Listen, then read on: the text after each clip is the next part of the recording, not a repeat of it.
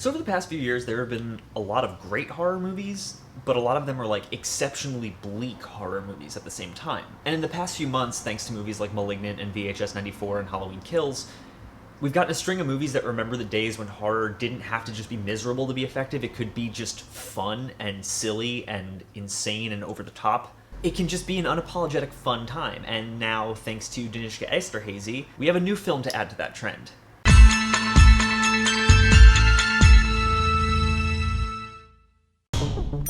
Stay inside, stay quiet, and stay safe. Hello? Whoa, dog.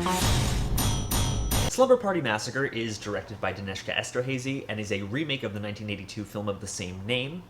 It stars Hannah Gunnera as Dana, the daughter of the only survivor of a brutal massacre that happened at a slumber party in the 1980s by the Driller Killer. And 30 years later, Dana and her friends end up at the same cabin to face down the man who traumatized her mother.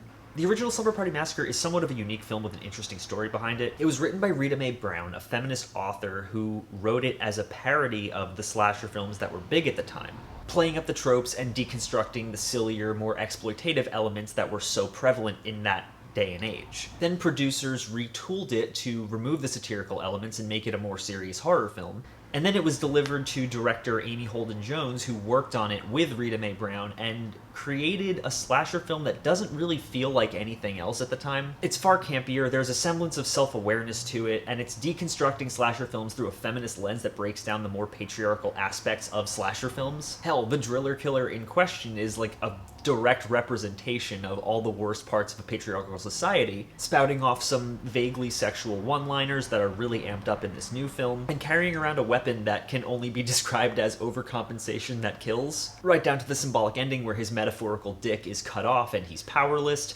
It's a surprisingly feminist film and one of the only slashers of that era directed by a woman, and it does a really good job. Flash forward to 2021, and Danishka Esterhazy, the director of the Banana Splits movie, has given us a new Slumber Party Massacre that aired last week on Sci-Fi, and honestly, I might like it even more than the original. Esterhazy has a particularly dark sense of humor in her films, and it fits given the nature of the film she's remaking here. The original Slumber Party Massacre was pretty darn funny, not always intentionally so, but it had an air of satire about it. This new film shows a deep understanding of that, with Esterhazy dialing up the feminist themes of the original in a way that doesn't feel forced and actually feels updated for a modern era where we have expanded our understanding of these terms. The Driller Killer, his dialogue, and the dialogue about him represent a much bigger part of the patriarchy this time around, the kind that justifies the trauma that men inflict on women via physical or sexual violence or manipulation or victim blaming, etc. It weaponizes ideology that we hear all the time, blaming female victims for the actions of violent men as though impulse control doesn't exist,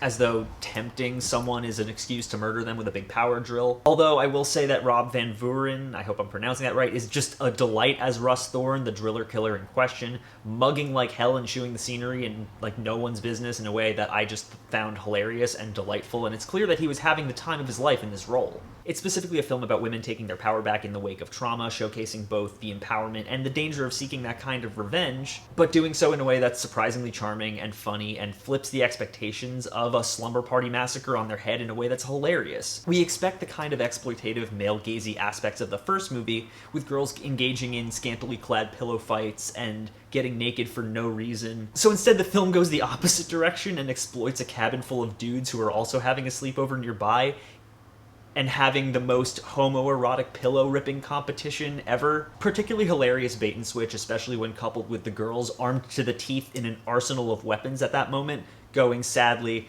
"Is this what guys do at slumber parties?" The pacing is lightning quick, starting you off with the original massacre that traumatized Dana's mom and throwing you into the action almost instantly, while still keeping the same sort of bait-and-switch style jump scares from the first movie, where it would play up something that seems like it's going to be a scare, but then be something completely mundane and not frightening at all. And because of that, it never really stops or manages to become predictable, thanks to its unconventional structure and the way that it's just completely dedicated to being funny over all else. This film's a lot of things, but predictable is not one of them, and I really loved that. I do wish the budget were a bit higher, since there are times where you can definitely tell that it's a TV movie, but just based in the production quality and the image. But where it counts, it really doesn't matter. There's a ton of great gore, some really fantastic scenery and production design, and a bunch of witty, punchy dialogue that kept me engaged throughout the entire film. The performances are great, with each of the girls being memorable and energetic in their own right, and the guys being something straight out of Dude Bro Party Massacre 3, which I thought was hysterical. And all in all, I thought this was a truly enjoyable, welcome update to the original film that kept the best elements of it while expanding on the elements that didn't quite work and making them work in a modern sense. It feels wholly earned, and I really appreciated it. Like I said, I think I might like it more than the original, and yeah, good job, Danishka Esterhazy. As always, guys, thank you so much for watching. If you like this channel, you want to see more, click down there, like, comment, subscribe. Patreon link is down in the description if you want to donate to this channel, help us grow, make new, better quality content. I would really appreciate that. You could be like any of these cool people right here. If you want to donate to my buddy's short film, Worlds, the link is down in the description. It is going to be really cool. I'm very excited to work on it, and I'm really excited for you to see Diviner, which is coming very soon. So if you are interested in any of that, check out the Patreon link, check out any of the links below. I would really appreciate it, and I will see you all very soon. I love you.